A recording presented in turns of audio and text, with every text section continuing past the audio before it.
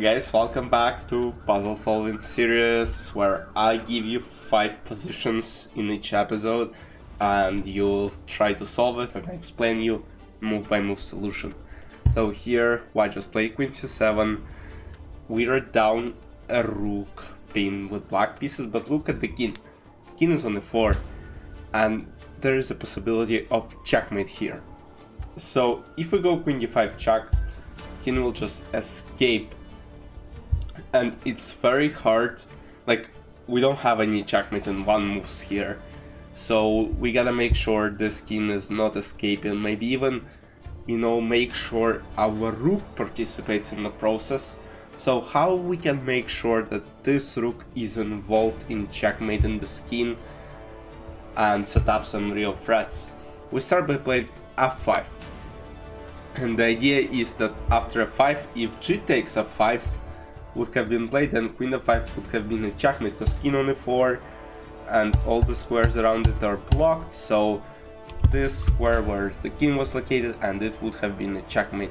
So king runs to f3, we now play f takes g4, and the idea is again king g4, queen f5, queen f3, and basically the checkmate is around. So king g2, king tries to hide. And here, if we play something like queen e2, there is king h1. And unfortunately, we're not on time, because let's say after rook f2, it's not even a checkmate. It's basically queen protects h2 square as well. So we gotta make sure we also block this h1. So we don't go queen e2 or queen b2, we go queen d5. We check on this diagonal, now we play queen f4. And after king h2, rook f2, king g3, queen f3 is a checkmate, and that's the solution for the first puzzle. Let's move to the next one. Guys, position number 2, black are up a knight, they just took our knight on g1, and here again we gotta make sure we create some threats against black's king. It's not that safe, but again it's not that clear how we can use it, because let's say rook h8 has been played, king b7, and no more useful checks can be made by white. So again, some queen e8, king b7, and again it's not clear how to create any threats. So here there is actually one great move which solves everything. You can pause the video and try to solve it, and this move is queen e6. So we give this check on e6, but why? You will say, because let's say knight d6 again, it doesn't work. But here we actually don't need to play knight d6, we play knight c5. We need our queen to go to a6.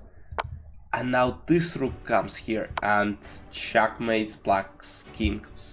Queen f8, then rook d8, 2 more moves and it's a checkmate. A bit complicated, I know, but you gotta memorize all these patterns, and then in your games you can see them, but I know, a bit complicated, even I had some trouble solving this. And we move on to the third one. Position number 3. So white just played bishop a6, the threatening rook b7 checkmate. And we have this g3 pass pawn, we have queen for rook, knight and bishop. And if we didn't have this check on f2, we probably would have lost, but after queen f2, king d3, this knight is being attacked, so we play queen b6. But let's say queen b7, rook b7, queen b7, bishop b7, and now we don't take on b7, because actually king b7 is a losing move, because king f3 and king is able to stop this pawn. We play g2 first, and now unfortunately white are not able to stop the pawn. Black promotes to a queen and wins the game.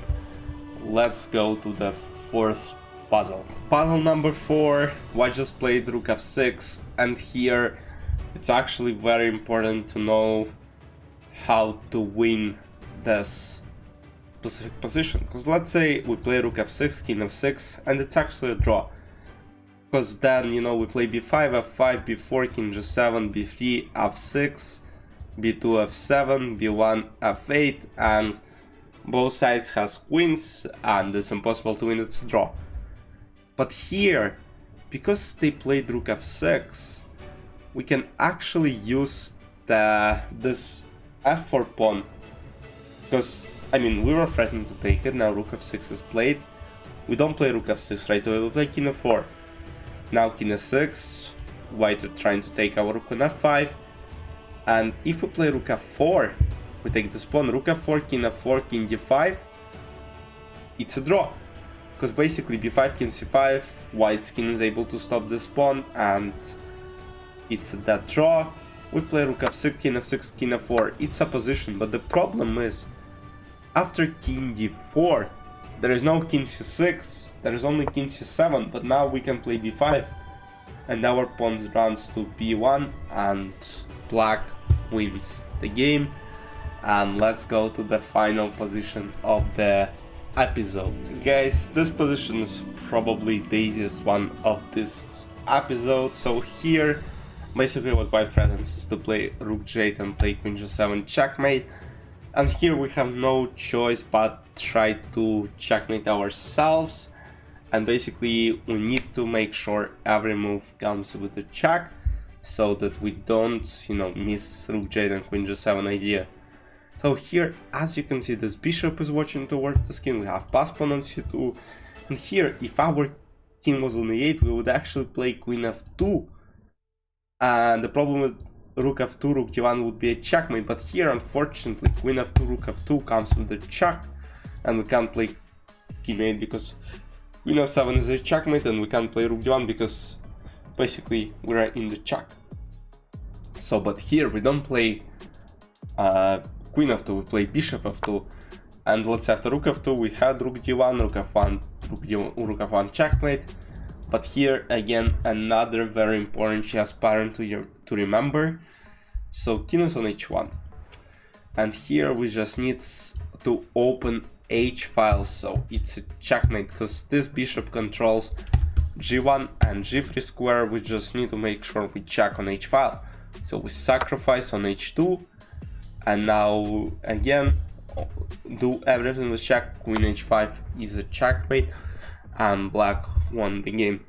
Again, I know some of you told me the puzzles are kinda difficult, but again, let me know what do you want to see, more difficult, more simple, because let's say I'm solving the puzzle I have on my level like 3300, they give me 2900 puzzles, 28 sometimes. And I can't say they're too difficult, like there are some very complicated, which I don't include in these episodes, but again, let me know, I can find some absolutely impossible ones. But for now, I'll see you in the next puzzle solving series. Enjoy, bye bye.